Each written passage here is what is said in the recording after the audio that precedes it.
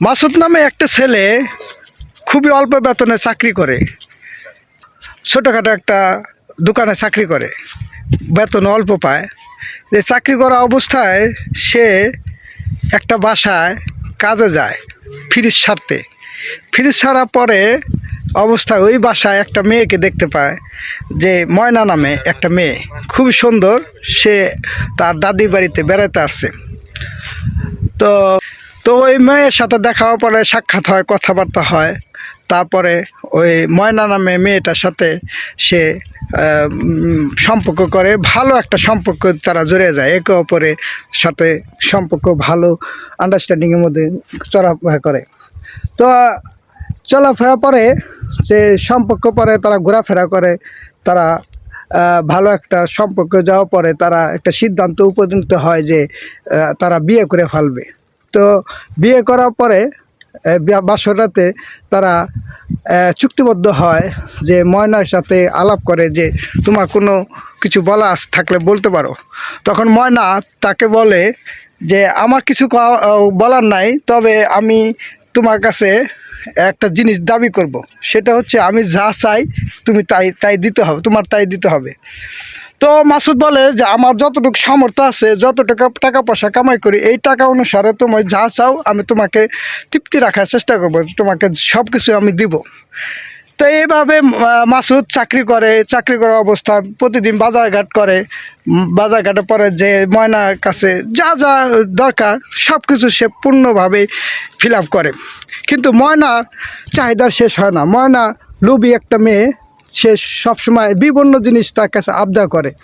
এই কাপড় চোপড়, আমার কাপড় চোপড় দাও, নতুন নতুন জামা কাপড় দাও, এই নতুন নতুন খাবার দাও, কেন তুমি মাছ মাংস নিয়ে আসো নাই, এই নিয়ে মাছের সাথে বাকবিতণ্ডা শুরু করে। তো এইভাবে ময়নার সাথে তর্ক বিতর্ক মাঝে মাঝে লাগে। তো মাসুদ চেষ্টা করে, তার সর্বাত্মক দেওয়ার চেষ্টা করে যে ময়না যে যা আবদার করে সেই ময়না জিনিসগুলো সে দেওয়ার চেষ্টা করে। এইটির মধ্যে একদিন ময়না বলে যে আমার খালাতো বোন জামাই বিদেশ থাকে, সে অনেক টাকা পয়সা কামাই করে বিদেশ, আমার খালাতো বোনরে দেয়, আমার খালাতো বোন অনেক সুখে থাকে, তুমিও এক কাজ করো, তুমি বিদেশ যাও। তখন মাসুদ বলে না, আমি বিদেশ যাবো কেন, আমি বাংলাদেশেই তো সুখে আছি, দেশেই তো সুখে আছি, শান্তিতে আছি। আমার বউ তোমাকে নিয়ে আমি তো ঘুরে ভালোই চলাফেরা করতেছি, ভালো খাওয়া খাদ্য করতেছি, তুমি যা যা চাইতেছ আমি তো সব কিছু দিতেছি, আমি তো আর তোমার কমতি রাখি নাই, সব কিছু তো দিতেছি। কিন্তু ময়না হলো লোভী মেয়ে, সে চায় যে না, তুমি বিদেশ যাও, বিদেশ যায় আরও টাকা পয়সা কামাই করো, আমার অনেক কিছু লাগবে, আমার জামা লাগবে, নতুন নতুন জামা কাপড় লাগবে, শাড়ি লাগবো, গয়না লাগবো, তারপরে ভালো মন্দ খাবো, ভালোভাবে পরিবেশে থাকবো। সে চাহিদার শেষ নাই। তো মাসুদ তার জমি জমা বিক্রি করে বিদেশ যায়, তার বন্ধুর কাছ থেকে টাকা পয়সা ধার করে সে বিদেশ যায়। বিদেশ যাওয়ার পরে মাসুদ বিদেশ থেকে অনেক টাকা পয়সা দেয়। ওই টাকা পয়সা তার বন্ধুর মাধ্যমে, জহিরের মাধ্যমে তার বাসায় আসা যাওয়া করে। ওই জহির টাকা পয়সা, মাসুদ যখন টাকা পয়সা দেয় তখন জহির সেই টাকা পয়সা নিয়ে এসে তার ময়নাকে দেয়। তো এভাবে দেওয়ার পরে একদিন হঠাৎ করে জহিরের সাথে যেহেতু কন্টিনিউ চলাফেরা করে, জহিরের সাথে তার ময়নার সাথে সম্পর্ক জড়িয়ে যায়, পরকীয়ার মাধ্যমে জড়িয়ে যায়। পরকীয়া করতে করতে করতে করতে এমতো অবস্থা মাসুদ প্রতি মাসে টাকা পাঠায়, যা যা নিজে কিছু খরচ না করেই সম্পূর্ণ টাকা ময়নার জন্য টাকা পাঠায়। ময়না এদিকে জহিরের প্রেমে পড়ে, জহিরের সাথে ঘোরাফেরা করে, জহিরের সাথে চলাফেরা করে, মেলামেশা করে, জহিরের সাথে রাতে নিয়ে থাকে। তো এভাবে চলতে চলতে হঠাৎ করে একদিন মাসুদ শুনে যে ময়না জহিরের সাথে পালিয়ে গেছে, সে ওখান থেকে তার নিজের বাড়ি থেকে চলে গেছে। তখন মাসুদ খুব কষ্ট পায়, দেশে আসে। দেশে আইসা সে দানাপানা হয়, অনেক টাকা পয়সা যে দানা হয় সেই দানাগুলো সে মাসুদ নিজে বাড়ি বিক্রি করে সে দানা পরিশোধ করে। তখন ময়নার হাতে পায়ে ধরে যে ময়না যা করছো তুমি আমার কাছে চলে আসো। কিন্তু ময়না সেটা করে না। ময়না বলে না, তোমার কোনো ক্ষমতা আছে, টাকা পয়সা না, তুমি একটা পুরুষ, এইরকমভাবে বিভিন্ন অপমান অপদস্থ করে মাসুদকে।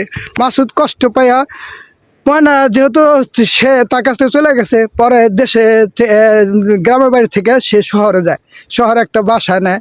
সেই বাসায় গিয়ে বিভিন্ন ছোটোখাটো চাকরি করা অবস্থায় মাসুদ পরে একদিন ময়নাকে বলে যে ময়না, আমি তো স্বর্ণের বার পাইছি, তো স্বর্ণের বার পাইছি, তুমি আমার জহিরের কাছ থেকে চলে আসো।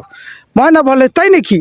তখন ময়না বিশ্বাস করে না পরে ময়না করে কি আবার জহিরের কাছে জিজ্ঞাসা করে যে আচ্ছা ময়না, স্বর্ণের বার কি পাওয়া যায়, এটা কি সত্য? তখন জহির বলে এটা তো সত্য, স্বর্ণের বার আছে। তখন জহির বলে যে আমার খালাতো ভাইও তো একটা স্বর্ণের বার পাইছিল, এই স্বর্ণের বার পাইয়া সে ঢাকা শহরে 5 তলা বিল্ডিং করছে। তখন ময়না বিশ্বাস করে যে হয়তো বা মাসুদ স্বর্ণের বার পাইছে। তখন মাসুদের সাথে আবার কন্টিনিউ যোগাযোগ করার পরে মাসুদ ইতিমধ্যে ওই স্বর্ণের বার নিয়ে স্বর্ণকারের দোকানে যায়, দেখে কি এটা মিথ্যা, এটা স্বর্ণের বার না, এটা পিতল। তখন মাসুদ কষ্ট পাইয়া সেই স্বর্ণের ভার পাইছিল, এই স্বর্ণের ভারগুলো নদীতে ফেলে দেয়। তখন মাসুদ করবে যে কি করব, এখন আমার জীবনটা তো শেষ, ময়না নাই, আমার টাকা পয়সা নাই, তো ময়না তো টাকা পয়সা চায়, ময়নার টাকা পয়সা থাকলে আবার ময়নারে ফিরে পাবো। সে চিন্তা করে কি করা যায়। তো চিন্তা করলে একদিন ব্যাংকে যায় দেখে কি অনেক টাকা পয়সা লেনদেন হইতেছে, ব্যাংকে বহুত টাকা পয়সা, ব্যাংকের ভিতরে যায় দেখে কি অনেক টাকা পয়সা। সে অনেক কিছু লক্ষ্য করে যে ব্যাংক ডাকাতি করুম। তখন সে একটা ব্যাংকের পাশে একটা বাসা ভাড়া নিয়ে চিন্তা করে যে আমি কীভাবে ব্যাংক ডাকাতি করুম। তখন ব্যাংকের যে পিয়ন দারোয়ান তাদের সাথে খাতির করে, তাদের সাথে ভালো পরিচয় বা খাতির জমিয়ে তাদের সাথে গুপ্ত বা ব্যাংকের যে কিছু ইন্টারনাল কথা আছে সেইটা সে শোনার পরে সে চিন্তা করে যে আমি ব্যাংক ডাকাতি করব। ব্যাংক ডাকাতি করার জন্য সে ব্যাংকের পাশে সে একটা বাসা নিয়ে তার নিজের রুম থেকে সে সুড়ঙ্গ করার চেষ্টা করে। সে সুড়ঙ্গ করতে ব্যাংকের মধ্যে সে একদিন ব্যাংক ডাকাতি করে। ব্যাংকের টাকা পয়সা সে সম্পূর্ণ টাকা ব্যাংকের ওখানে নিয়ে ব্যাংকে ডাকাতি করার জন্য সে সম্পূর্ণ ব্যাংকের ওখানে চলে যায়, নিজে নিয়ে ব্যাংকের ওখানে যায় দেখে কি ব্যাংকে প্রচুর টাকা সে লোভ সামলাতে না পারে ময়নার আবার ফোন দেয়। ময়নার বলে যে ময়না, আমি তো ব্যাংক ডাকাতি করতেছি, ব্যাংকে প্রচুর টাকা, এখন এই টাকা পেলে তোমার নিয়ে আমি সুখে শান্তিতে জীবনযাপন করব, তুমি আমার হবা, তখন তুমি জহিরের কাছ থেকে চলে আসবা। মনে করো আচ্ছা সমস্যা নাই, তুমি ডাকাতি করো, এত টাকা পয়সা তুমি ভিডিও কল করো, তো ভিডিও কল এত টাকা পয়সা তুমি নিবা কীভাবে? তুমি এক কাজ করো, শালা ব্যবস্থা করো। পরে শালা আনার জন্য সুড়ঙ্গ দিয়ে আবার নিজের রুমে যায়, বাজার যায়, শালা আনতে যায়। ইতিমধ্যে ব্যাংকে যায় দেখে কি যে তার ব্যাংকে যত টাকা দেখছিল সেই টাকা পয়সা নাই, সেই টাকা পয়সা সব অন্য কেউ নিয়ে গেছে। তখন ইতিমধ্যে আবার ব্যাংকে পুলিশ আইসা বা খোঁজ খবর নিয়ে ম্যানেজার বা অন্য লোকেরা দারোয়ানরা আইসা ধরে নিয়ে যায় পুলিশে।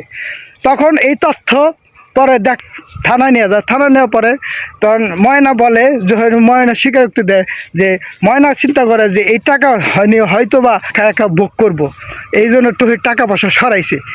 তো আসলে কিন্তু টহিরও টাকা পয়সা নিতে পারে নাই, নিচে কে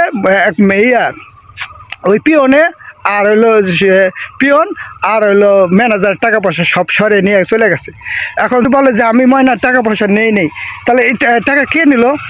এখন পরবর্তীতে ময়না থানার ওসিকে বলে যে স্যার এই টাকা পয়সা সম্পূর্ণ টাকা পয়সা নিচে প্রমাণ আছে, আমার সাথে ভিডিও কলে কথা বলছিল। তখন ওসি চালাকি করে সে বুঝতে পারে যে এইটার সাথে হয়তো বা ময়নাও জড়িত। তখন ময়নাকেও পুলিশে ধরে নেওয়া যায়। তো দেওয়ার পরে তারা চিন্তা করে যে এখন কি করা যায়। পরে ময়না করে কি তারা স্বইচ্ছা নিজে অপরাধ স্বীকার করে সে ওখান থেকে বের হয়ে, তারপরে ওখান থেকে যেহেতু তারা নিতে পারে নাই টাকাটা, তো প্রমাণ হওয়ার পরে ওখান থেকে ছাড়া পরে যে তারা চিন্তা করে ময়না যে এইটা যেভাবে হোক ম্যানেজারে তাহলে করতে হবে। ম্যানেজারের টাকা পয়সা নিছে, পরে ম্যানেজারের কাছ থেকে টাকা পয়সা ম্যানেজারে যায় ধইরা ঘরের ভিতরে যায় ধইরা মারধর করে, আর ম্যানেজারের কাছ থেকে টাকা পয়সা নিয়ে তার বাসায় সম্পূর্ণ টাকা পয়সা নিয়ে আসে। ময়না আনার পরে টাকা পয়সা আনার পরে যে ময়নারে কয় যে এখন তো আমরা স্বাধীন, এখন এই টাকা পয়সা কি করব, আমি এক কাজ করি, আমি আমার বাসার রুমের ভিতরে একটা গুপ্তবোধন বানাই, এই মাটির তলে এই টাকা পয়সা রাখবো আর অল্প অল্প টাকা পয়সা ভাঙবো আর আমরা বড়লোক হব। তা ময়না বলে আচ্ছা আচ্ছা, ময়না খুব খুশি এত টাকা পয়সা দেখে।